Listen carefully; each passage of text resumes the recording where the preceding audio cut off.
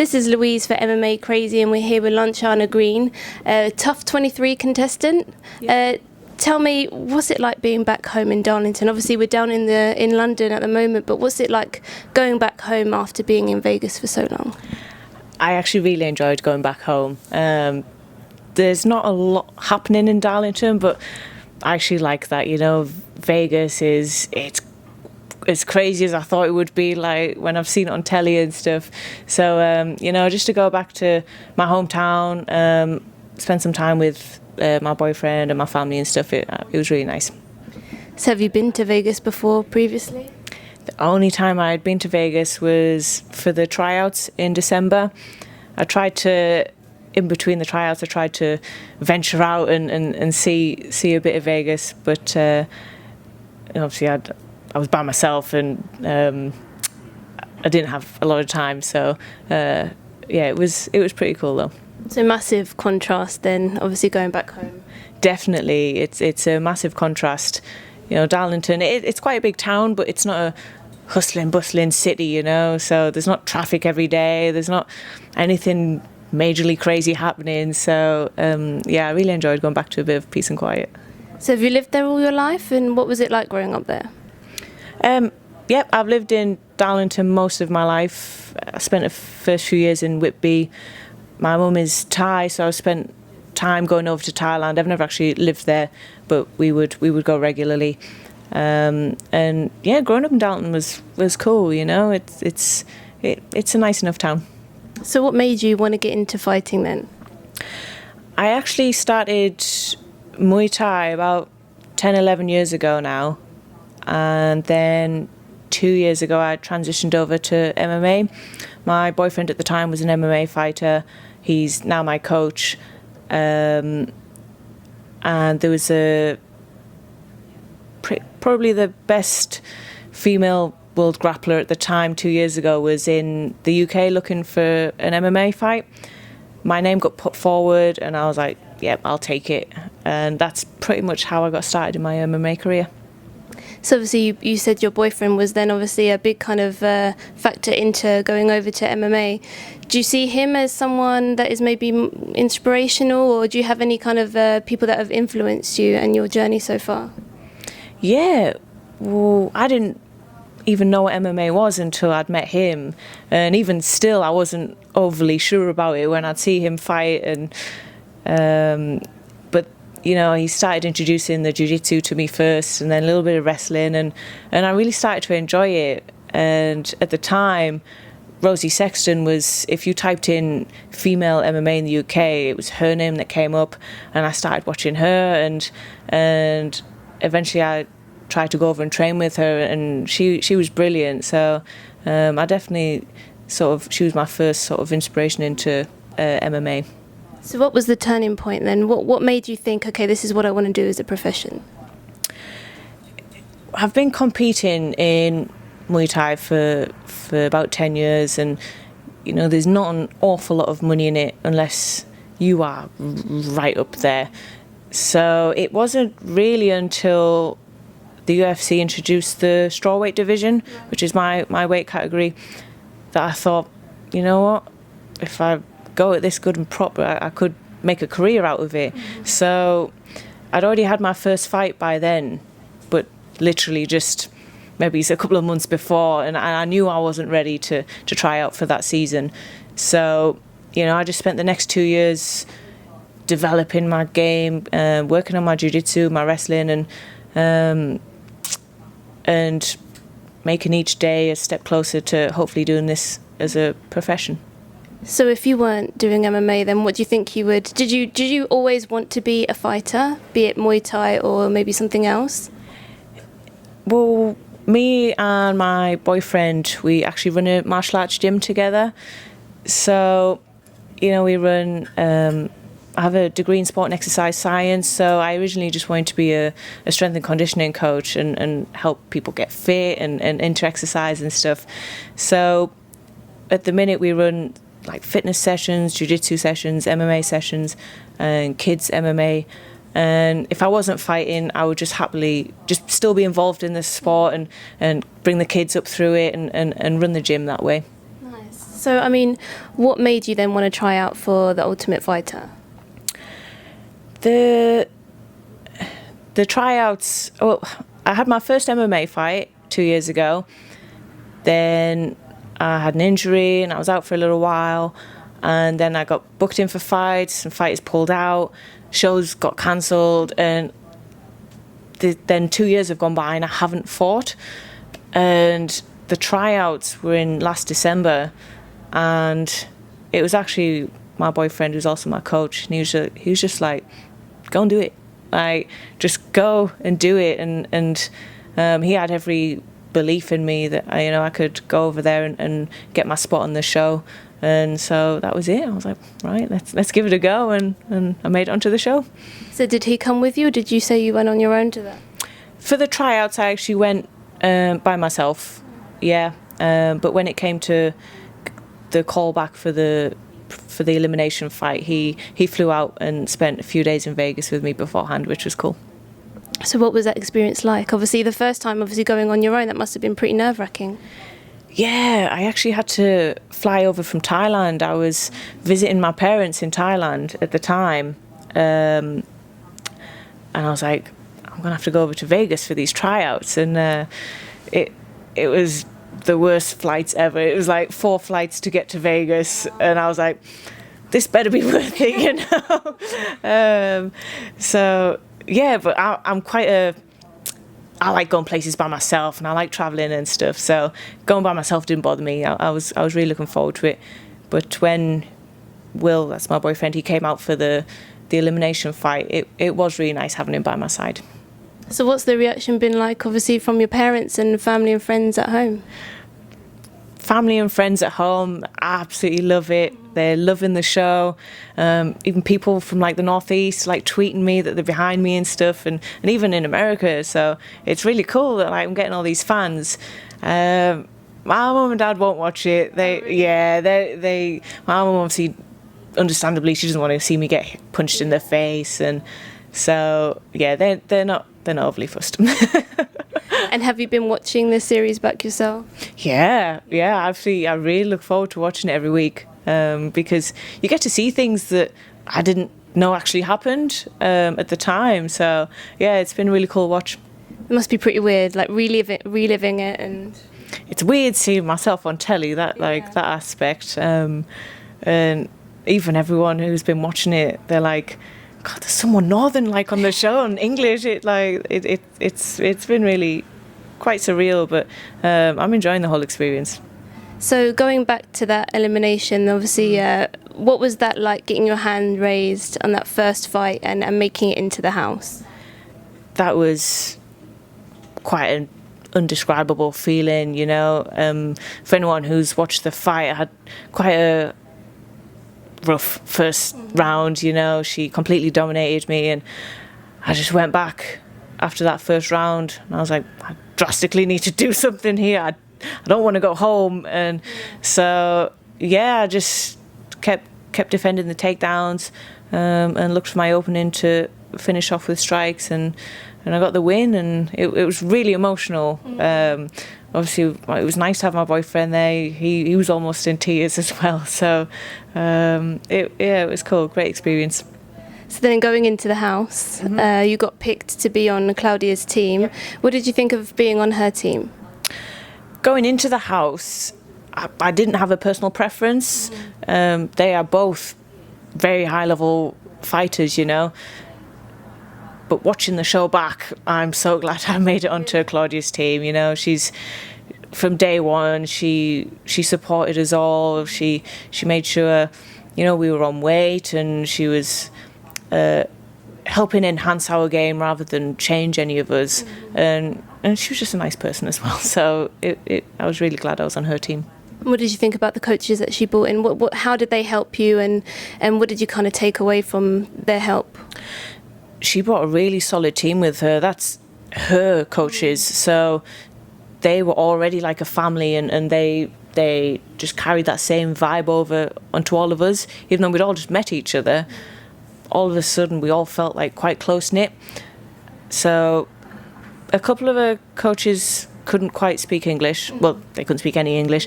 But in martial arts, I don't think that really matters. You know, you can demonstrate a technique without having to say the actual words, and you know, I got on with them really well, and especially her striking coach Rafael.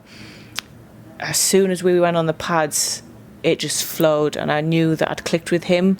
So I was quite lucky in that sense, because it felt like he'd been my coach for a long time. So it was really handy and nice having him there. Because that must be pretty strange, right? You're kind of thrown into this situation, and you don't know these people, especially obviously your teammates as well. So I suppose it's a pretty new environment, and I suppose you can then take from things that you might not have had back home, maybe, right?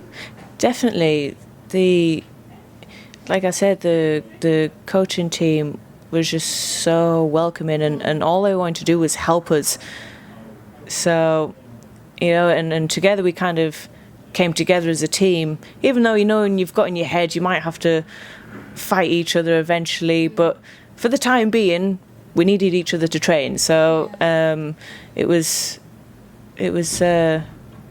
I really did like our coaches. I can't say one bad word about them. Really? Yeah. What did you think about Joanna and her kind of, obviously she had seemed like she had a very different approach to her coaching her team. Yeah, it's only since watching the show back that I've kind of got to see her coaching style, and it's obviously very old school, very go hard or go home kind of aspect. So, you know, I think MMA in particular has evolved since then. You know, so one day you might have a technical session, on the night time might be a bit more intense. You know, it needs to vary so that we don't break. You know, we're only in there for a short time, and if you keep running yourself into the ground, you know, you're not going to be fighting at 100%. So I didn't really agree with some of her coaching methods. So that's another tick in the box that I'm glad I was on Claudia's. Obviously, being in the house with girls and guys, what was that like? I think I was actually quite glad that there was a mix of boys and girls. Yeah, after watching the all-female strawweight season, I was terrified going into the house thinking these girls are going to be nasty and we're going to be fighting all the time. But, you know, there was a good balance. Thankfully, everyone was actually just nice. And the guys, they cleaned up after themselves, they cooked their own food. I was really, really surprised. They tended, like, they kind of slacked off, like, towards as the show went on, but, you know, not to the point of, like, this is disgusting. It was just, you know, men just untidy, you know. That's about it. And then obviously, obviously you were one of 3 Brits as well, so what was it like having another 2 females that were obviously English as well? It was brilliant having 3 of us on the show, because there's never been any English female fighter on the show before. So, and all 3 of us got a finish to get into the house, which I thought, yeah, like, let's show them how it's done, you know. So, yeah, it was cool having them there. Obviously, Kate was on my team, and we ended up getting on really well. Helen, nice girl. Obviously, ended up having to fight her, but you know, we still speak now. It was so it's all good. So I was going to say, obviously, leading to that, what was it like, obviously, having to go, you know, Brit against Brit, and that was a great fight, and you got some really good comments from Dana White afterwards as well. Did you listen back to those comments? Yeah. I knew as soon as the fight was over that it was a good one. You know, it was non-stop. She was tough as hell.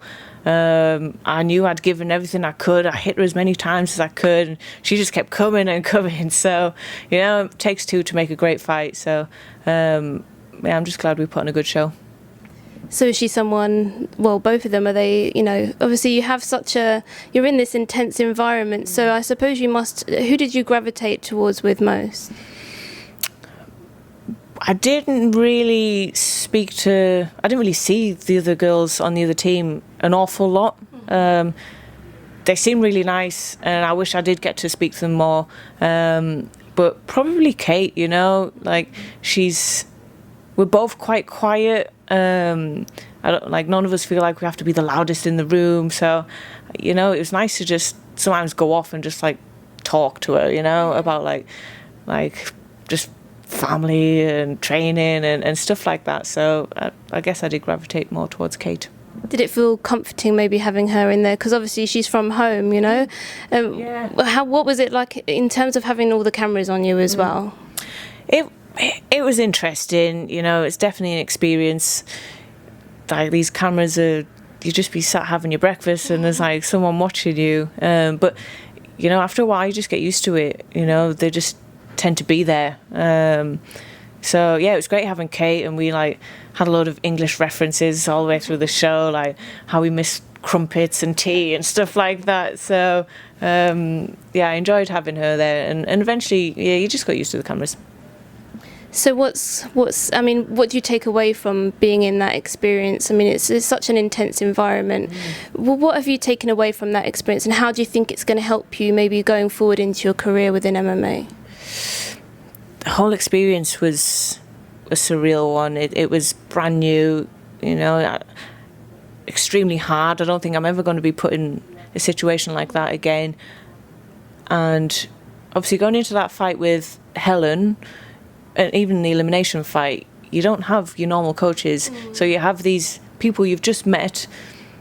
They might have a completely different way of warming you up, different coaching style, you know. So you are essentially by yourself, and you know, if things go wrong, you've just got to go out and do your job anyway. So if I can fight and win against Helen, and have had the support of these coaches but not from home and not being able to speak to anyone, you know, I should be able to go out and fight when I've got my coaches. Yeah. So what have you got in your future? What do you predict for your future, and have you set any goals for yourself? Yeah, I would like to be the Strawweight UFC champion within the next 4 years. That's the timescale I've put on it. If I can do it sooner, that would be even better. And just, I'm still quite early in my MMA career, so if I can just get more fights, get more experience, and work my way into the top 10, work my way to that number 1 spot, you know, hold that number 1 spot, and just enjoy the whole process, I'll be very happy. So what do you think of the strawweight division in the UFC at the moment then? Yeah, it's good. There's obviously Joanna and Claudia are very, very high level, very, very good at their games. Obviously you've got Rose Namajunas, you've got Paige Van Zandt, you've got, I don't know her name, but I watched her fight just recently. Her striking was really on point, so she was exciting to watch. So yeah, there's a lot of exciting girls in the strawweight division for sure. How do you think you compare to them? How do you see yourself matching up against those kind of girls? Skill wise, I think I'm a good striker, and you know, I'm still progressing my grappling game and my wrestling. I think I just need some more experience to kind of get up there with these girls. These girls have had 10, 15, like, you know, quite a lot of MMA fights, and obviously I haven't had that many, so that's my only concern. But you know, I believe in my skills, and I work hard, and you know, I believe in myself, so I'll do everything I can to get where I want to be. Obviously, you mentioned about Joanna and Claudia. Obviously, they're going to be going at it soon. So, I mean, first of all, what was your take on their back and forth? Obviously, there's a big rivalry there. Yeah, they obviously don't like each other, and both of them think they won the first fight that they had. So that's how it all started. But the more Team Claudia keeps winning, the more Joanna's getting more and more angry, and she's like digging snipes at Claudia, and Claudia's not she doesn't just stand there and take it, she's giving it back. And I think she handles it pretty well, yeah, actually. She does. You know, I'm not very good at like trash talking and arguing and stuff, so she's handling it really well, definitely. So what's your prediction for that fight then? How do you see it going down? You know, obviously I'm rooting for Claudia. I would like her to win. I think I'm not sure, you know, because Claudia's striking is actually really good, and she was really aggressive in their first fight. It depends if Joanna can maybe stuff the takedowns and, you know, finish with strikes. I'm not sure how it's going to go, but I'm rooting for Claudia. Okay, well, thank you so much for talking to us today. Enjoy your time here in London. Thanks. I know the weather's not great, but... It's nothing new, though. Thank you. Enjoy your time. Thank you. Cheers. Thank you.